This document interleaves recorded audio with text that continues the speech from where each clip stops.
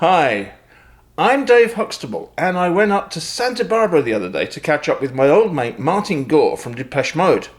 We talked about how we bonded over learning foreign languages at school and school language trips. We talked about the correlation between musical talent and linguistic talent. And then, as two Essex boys that ended up living in California, we talked about how that had impacted our speech, our vocabulary, our accents, etc. So, hope you enjoy this. Here we go. So, Martin, thank you so much for agreeing to do this. Of course.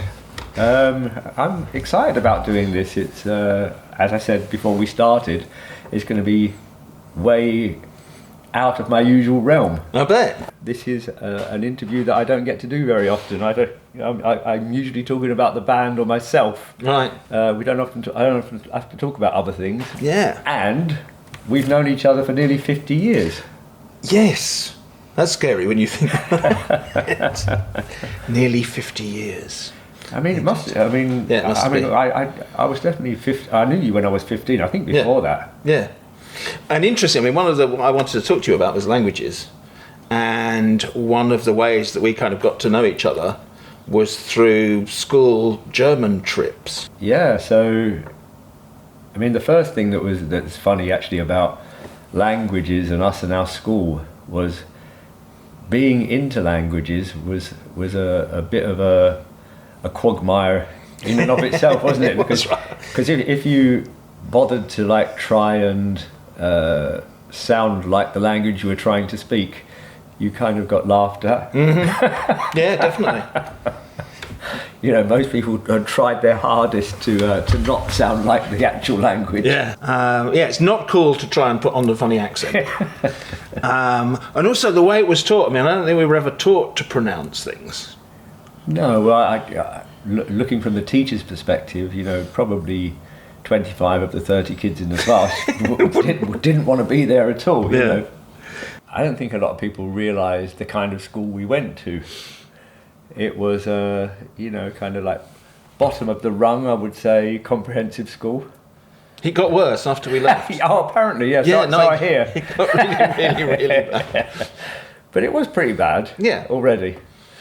And to actually try to speak a foreign language was kind of frowned upon by our peers.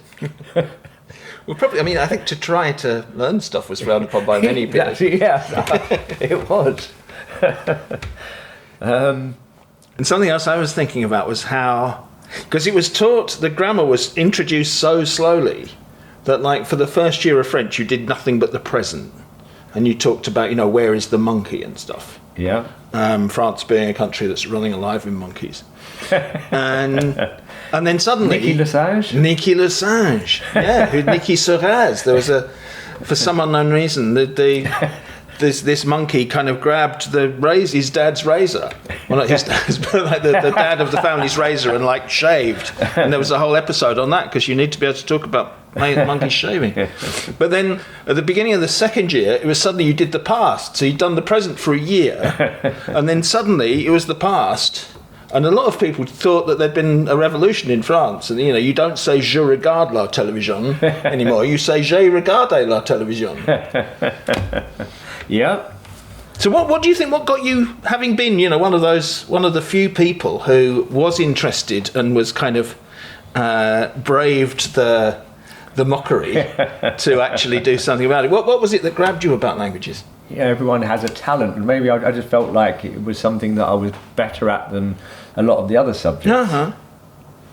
So, you know, I kind of gravitated towards languages because of that. Yeah, so that thing about, I mean, that was definitely something that I was good at, and that's why I liked it. So we first met, I think it was kind of linked to language, because we were among the only people in our school who were actually interested in learning languages. So it was quite nice. We actually, I think, bonded on a German exchange. Yeah. What do you remember about that trip? What was that? Was it? Did you go twice? I went twice. Did you go twice? I went 3 times. Oh wow! I think, as far as I know, it must have been the only 3 times that our school ever did it. Mm-hmm. And I got to know, obviously, one of our other close friends, Mark Crick. Yeah. He was on one of them. Was he on the one you went on? I don't remember Mark being on. Maybe though. I'll have to look back at photographs and stuff. But again, one of my very close friends to this day. So Yeah. it's interesting how our language club Yeah. has stuck together. What I really liked about those trips as well, because we talked about the school that we went to, this town. I nearly said city; it was very American. The town that we grew up in was also not very affluent, not very plugged into the rest of the universe, really, and not very rural. And then we ended up in this really rural part of Germany, and that for me was brilliant. Yeah, I mean, I don't think I had any expectations before we left. No. When we arrived there, it was kind of a little bit shocking. Waking up and having raw milk straight from the cow for breakfast. Did you ever get to milk your cows? I think I did, yeah. So milking cows, driving tractors, I remember, swimming in the river, and then cycling from village to village because we were all staying. Yes. I think me and you were in the same village. You were in Bargen, and I was I think I was in Erfter, but I was kind of on the outskirts of Erfter, Oh, so right. we were quite close. You were in Bargen. I was definitely in a village. Yeah, So yeah. you were a city boy, but still, I mean, Erfter is not exactly Manhattan, is it? No. But do you still keep in touch with? I lost touch completely Hans, with the was it? family. Yeah, Hans, the family that I stayed with. But Ellen is a friend of mine on Facebook, and Yeah. we wish each other happy birthday and Christmas and stuff. Yeah. I still keep in touch a bit with Uwe.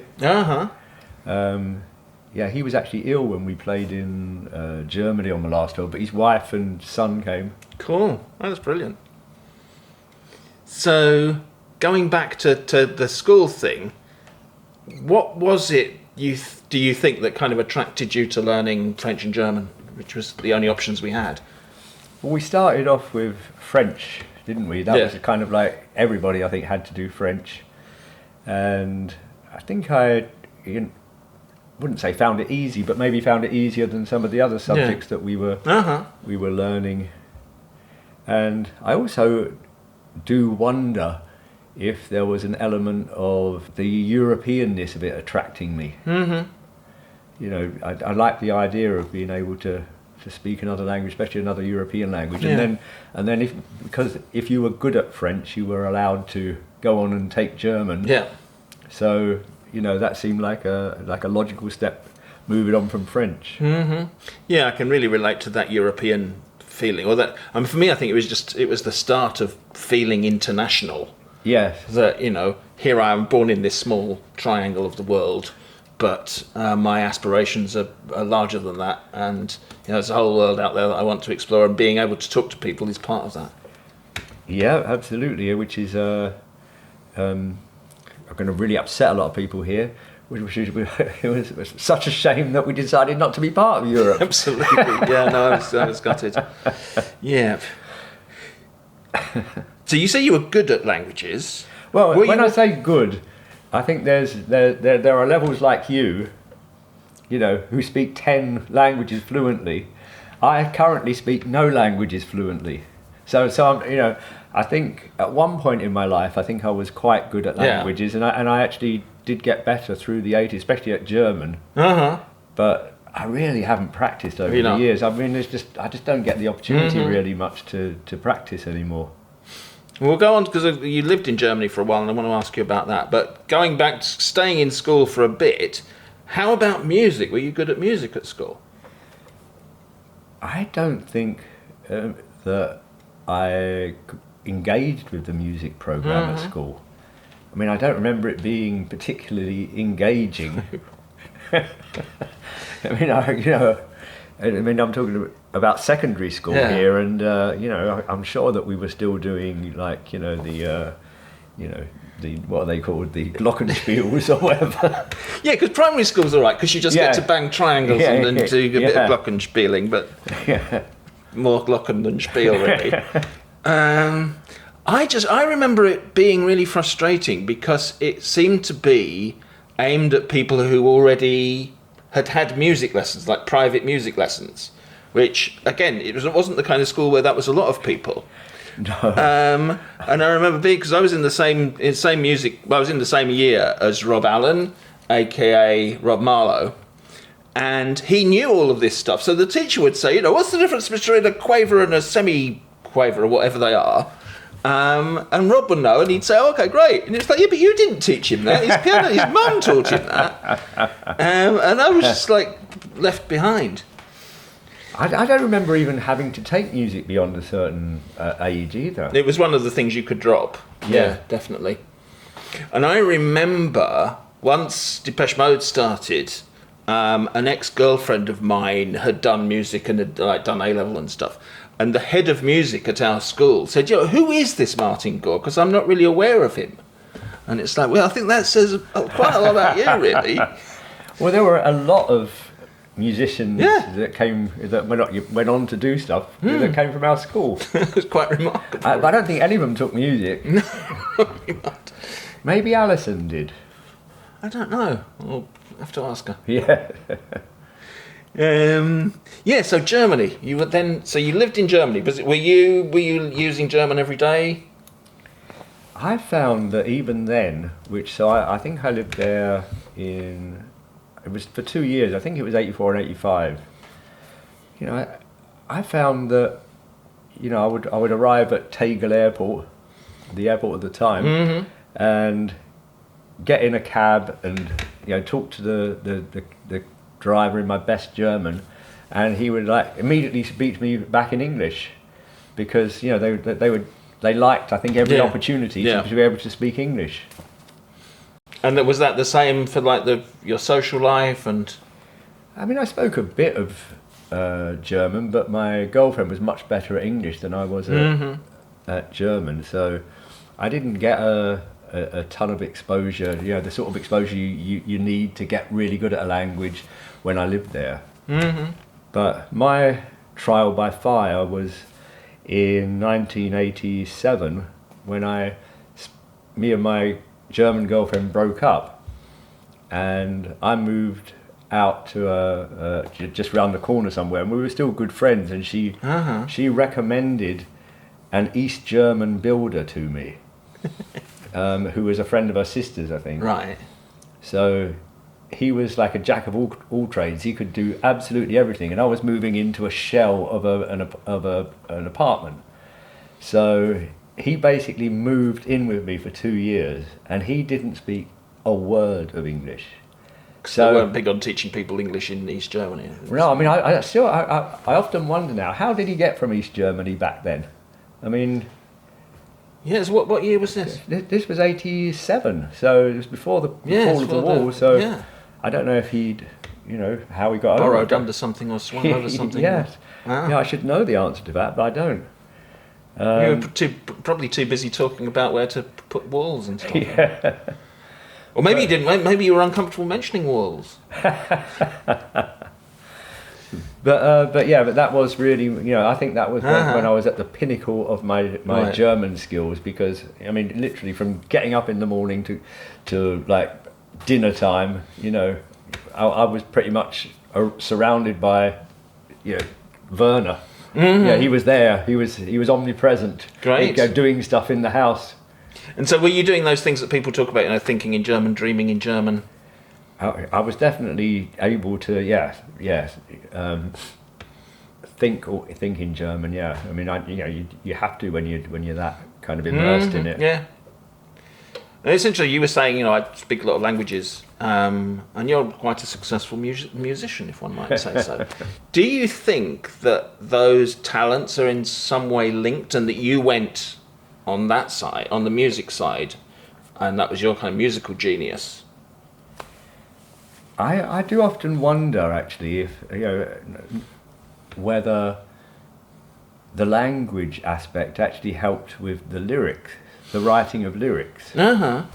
Because I think that you do kind of, I don't know, there's something about thinking in a different language or talking in a different language that kind of I think does have an effect on the way you think about when you're writing a poem or some words. Yeah, so that kind of being able to see it at different removes, I suppose. Yeah. And being aware of language at different levels. Yeah. Oh, interesting. Yeah, and also, I mean, there's things like rhythm and intonation that music and language have in common. Well, yeah, people often talk about that. I don't. I mean, there may very well be a massive connection there, but I don't notice it as much as I do the actual the word part of Right. it. Yeah. You know, because people say that language and maths as well are quite connected. And I did take French and German A levels and maths. Oh, right. Okay. But my family decided to go on a 2-week holiday just as the school term was beginning. It was like the sixth form school term. And I swear I went into the maths class 2 weeks late and never understood one thing that was said in there.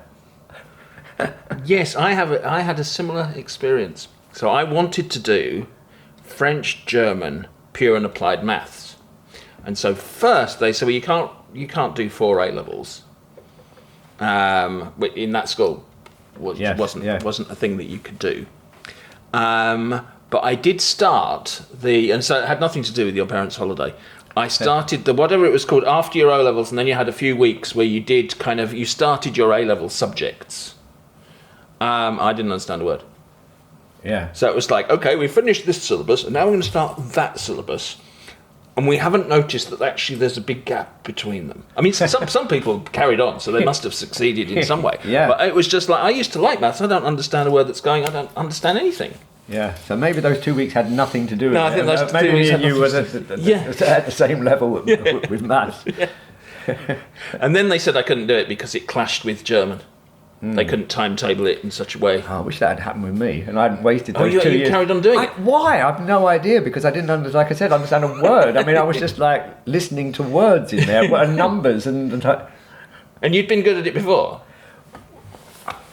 the reason I took it, I think, was I wasn't particularly good at it until about, I don't know, a year or year and a half before the O levels, and suddenly everything clicked, and I thought, oh, this is not that bad. Right. I get it. Yeah. And then I thought, oh, I'm getting it so much. I'm going to take an A level in this. Right. And then, obviously, no. And they found you could have been a famous mathematician. Yeah. What if I'd have been like 1,000 times better? Going back to after, do you remember that me and you and I, once translated some Beatles songs into German? No, I completely forgot that. No, we were wandering around after, probably on bikes, probably milking cows, singing Gestern, das Lied war so einfach ein Spiel zu spielen, which didn't really scan. Yeah, I've completely forgotten that. Oh no, und wir wohnen alle in einem gelben U-Boot. Which brings me on to, I asked you last night if you'd ever done a version of any of your songs in German, and then you reminded me that you did do Das Lied von Das Lied von Einsamen Mädchen. Einsamen Mädchen. What's the story behind that? I just really liked Nico's version of that Uh-huh. song, and she'd sung it in German. Yeah. So I thought, maybe it's something interesting to do. Mm-hmm. And I have a friend who lives here who is German, my 84-year-old Helga, Fantastic. who came in and still tells me to this day that I didn't pronounce it correctly. So do you speak German to her? No, because she has been all around the world, and she's lived in America since the 70s, and before that she was living in parts of the world that were English speaking. Uh-huh. So again, it's that kind of my German isn't as good as your English, so let's go for the... Yeah, I mean, every now and again she'll text me in German or something, so occasionally we do have a text or something, yeah. But you've never translated any of your work into another language? No. Or commissioned a version? No, it would seem really odd to me to do that. Uh-huh. Like obviously people did it a lot, Yeah. especially in like the 60s, and I mean maybe later, but it always seemed more of a commercial venture. Mm-hmm. You know, when I did Das Lied von Einsamen Mädchen, it wasn't a commercial venture. Right, it was it was a song that you liked and you wanted to... Yeah. And I suppose in the 60s it made a difference, that kind of like breaking out into other markets where people weren't, where English wasn't as accessible to people as it is now, Yeah. I suppose. Yeah. I like Helden by Bowie, his version of... I like that too. Yeah. Yes. Yeah. So obviously it does work. It does work, and unfortunately the Beatles never took us up on Gelben U-Boot and that, but they apparently did release a couple of songs in German. Yeah. Komm, gib mir dein Hand or something. Was it? Yeah. I remember they did. Yeah. Yeah. And I also discovered that the Blondie hit Denis Denis was a cover. Yeah. And it was originally Denise, wasn't Denise. So it was like totally unexotic. it? Yeah. It was like it's a 50s song, wasn't it? It's like almost like doo-wop. Uh-huh. Yeah, I don't think I've heard the original, but I was surprised I discovered that Randy the other and the day. Rainbows. That was it? If anyone wants to know, Randy and the Rainbows. and the Rainbows. Which again is not a name that you hear that much. Especially not in the UK, you don't hear the name Randy very much. I've still got it, Dave. I haven't forgotten everything. So then, a segue into, here we are, two Brits living in California. Did you ever think that you would one day live in the US? At one point in my life, absolutely not.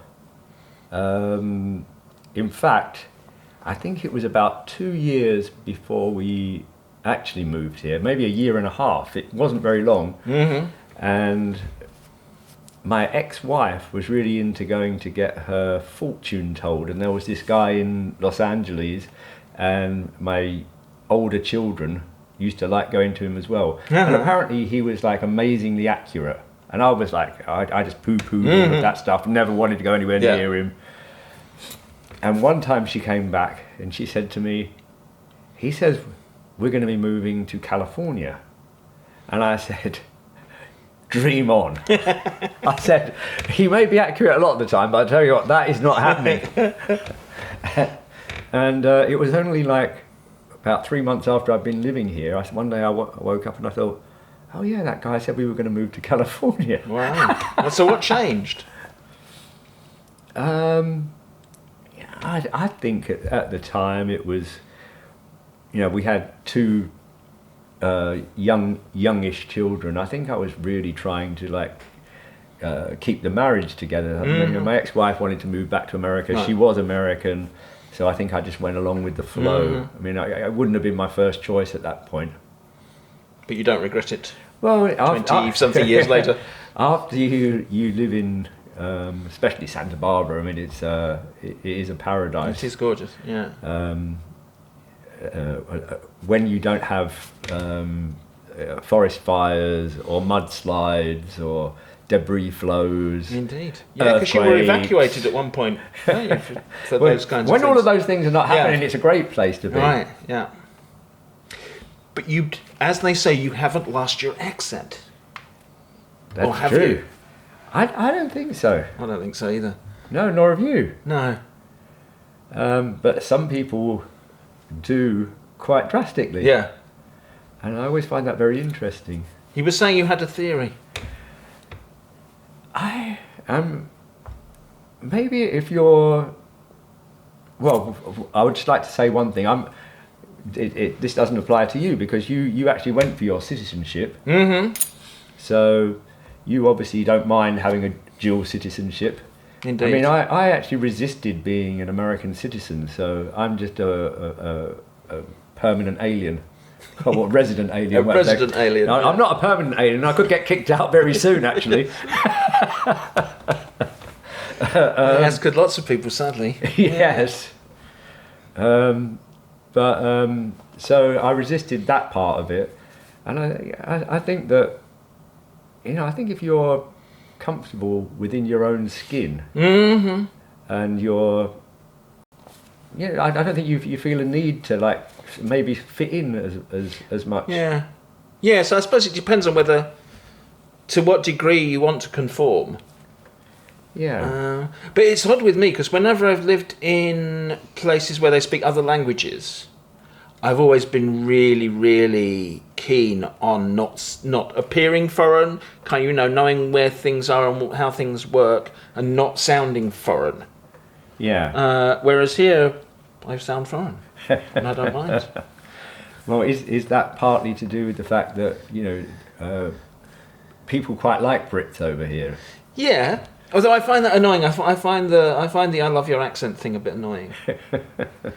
And I often actually play the trick on other Brits if I hear people. I say, "Oh my God, I just love your accent," and they will go, "Oh, thank you." I'm kidding. You know. Are there pronunciations that you've changed? Kind of consciously? Thinking about that, I can't think of anything off the top of my head.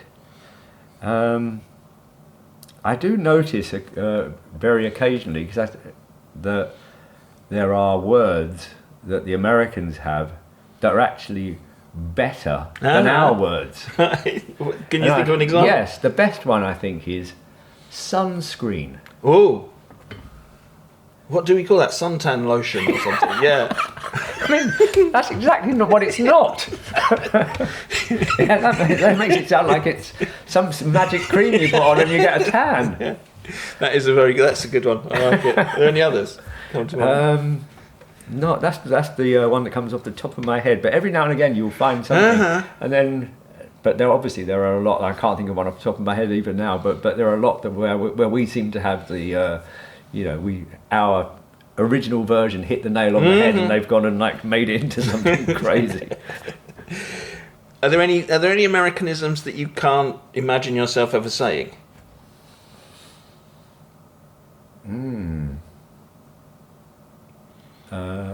Aluminum. Right. Why would you just lose an eye? How? I mean, but that's just par for the course, really, isn't it? There's a lot of words where they completely just change it, and vegetables and fruits. Why they got to have different names? Well, I suppose they got them from different places. So, like, we got aubergines from the French, whereas they got them from people who thought they looked like eggs. I don't know how that works. Yeah, aluminium is interesting, isn't it? Because it's aluminum. But then all those other metals that end in ium are still ium. Yeah. So why you just drop the I on that particular one is odd. I think some of the things I could never bring myself to say is oftentimes, because I can't see the point in adding times on it, because often is always about time. It's like saying anywhere, places. Horseback riding, because where else would you see it? And then some of the pronunciations are like basil. What are the other pronunciation ones? Pasta. Pasta. Yes, no, I can't say that. I mean, this morning I ordered a latte and a croissant because I can't say latte and croissant. Oh, I say latte. Do you? Oh, is that American? Yeah. Oh no. Oh my God! But I think it might have caught on in the UK these days. I hear people saying latte. Yeah, they might. Yeah, because I've lived in Italy, so it's if you said latte in Italy, people would look at you as if you were crazy. They do anyway, don't they? They do. Because they don't often have a latte. No, but they do first thing in the morning. You can have a cappuccino in the morning with your croissant, but not any other time. Trying to think, are there any other? How about ones you do say? Because your neighbour, His Royal Highness, got into trouble with the British press for lots of things, but one was for saying windshield wipers. Oh. Because he was actually on a US chat show, and he talked about windshield wipers. It was a thrilling story, I imagine. And then, like, the Daily Mail said, "Oh, he's showing off. He's trying to sound American. We call them windscreen wipers." I must have missed all that Yeah. that whole controversy. I missed it. But there are things. I mean, I found so on the same morning as I said latte. No, I didn't. I said latte and croissant. I said, shall I put that in the trash? Oh dear. And I think before we had an electric car, we used to buy gas. So which ones have you been? Which ones have you? And sunscreen you like. So what other ones have you adopted? Do you think? I think I've really tried. The one I do say occasionally, I suppose, is, you know, if I'm in a restaurant and I need to go to the restroom, Right. you know, I might say to someone, "Excuse me, where's your restroom?" Okay. Because toilet's rude here, isn't it? Well, people just don't seem to say it. No, but I think it's like a euphemism. The Oh. restroom and bathroom and that. It's like you don't want to say toilet. Oh, you're going to do something really awful in there. Yeah. Even worse. Imagine what you might do. I had a friend when I was at university, a friend from Kansas City, Missouri, and he went to the railway station in York and asked for the bathroom. And this guy said, "You can't have a bath here." No, sorry, sir, I'm in the restroom. Oh, you can have a rest wherever you like. There's a bench over there. Going back to your latte, Yeah. I think that's more northern. No, that's what they say in Italy, isn't it? But, I'll have a latte. yeah, you're Scottish, are you? Yeah. I did a video on why British people sing in American accents. And I got lots of people saying, "Oh, Depeche Mode don't." Or, I think it was mostly Depeche Mode don't. And there was the occasional Ed Sheeran doesn't. He actually does. He just doesn't do it very well. Was that ever a conscious decision for you? Because I mean, there was a time when all British kind of pop acts sang in fake American accents. Yeah. I mean, I think maybe people still did it through the 80s a little bit. Yeah, a bit, I think. But I mean, I think it was more normal, say, like, you know, the Stones do it, for instance. Mm-hmm. You know, for that generation, Yeah. because, you know, they started off as a blues cover band, so they would have been listening to the blues records. Yeah. And I think by the time we came along, I mean, it just seemed more natural. We were English, just to sing with an English accent. Right. But it's kind of odd, though, that often people... Because people then reacted to that video, so it's for commercial reasons, and to which I always like, well, no, but people do it in the shower. That it's a kind of... And I think it is about the genre of music that, as you say, if it's blues or... Yeah, well, if the song that you're singing in the shower is sung by an American, then you might be more tempted to copy that, you know. Yeah.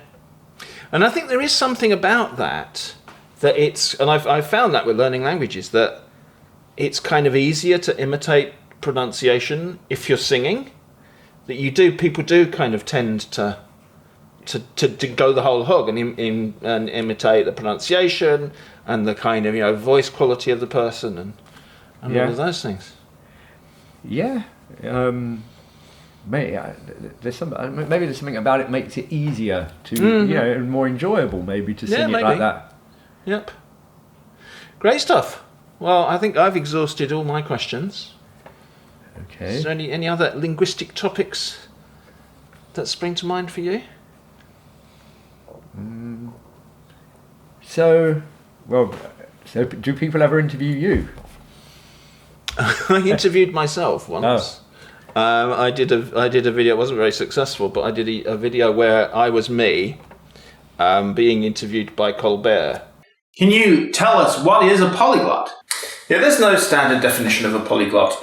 That was also me, but I'd kind of managed. I'd done some special effects on my hair and stuff, and had kind of built the set in 3D software. But no, other than that.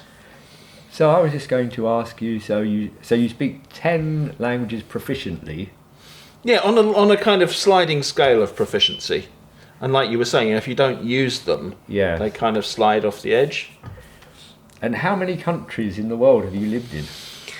I think that's also 10. Let me go. So England, France, after France was England, France, Saudi Arabia, Ecuador, Italy, Ecuador again, so that doesn't count as another one. Indonesia, Russia, China, US of A. So 9. 9, wow. Yeah. And I've always made a point of learning the language in each of those places. Saudi Arabia was impossible. You could only really get lessons if you wanted to convert to Islam, and I didn't. And I think there are good materials for Arabic now, but there weren't any good books or tapes or anything Yeah. in the day. So I think that you're probably our friend who probably turned up in the weirdest places around the world when we were on tour. Because you never knew when you were going to turn up. Absolutely. We didn't know where you'd moved to. And No, but unfortunately, because you were mentioning Russia yesterday, I never managed to get in touch with you. And I was living in St. Petersburg, and I think you played St. Petersburg. we played there a few times. Yeah. Yeah. And but it was back in the day where I can't really get my head around how people used to communicate with each other in those times. I did try to reach out to either the record company or the tour company or something, but it would have had to have been by letter. I know, it's crazy. I mean, as much as we complain about the modern age, it's got some very good benefits. Yeah, absolutely. Well, Martin, thank you so much. Thank you. It's been good to see you. Yeah, likewise. Well, I hope you enjoyed that. I mentioned that I made a video previously about why British people sing in American accents, which actually should have been why some British people sometimes sing in American accents. Anyway, if you want to watch that, there's a link to it here. Bye for now.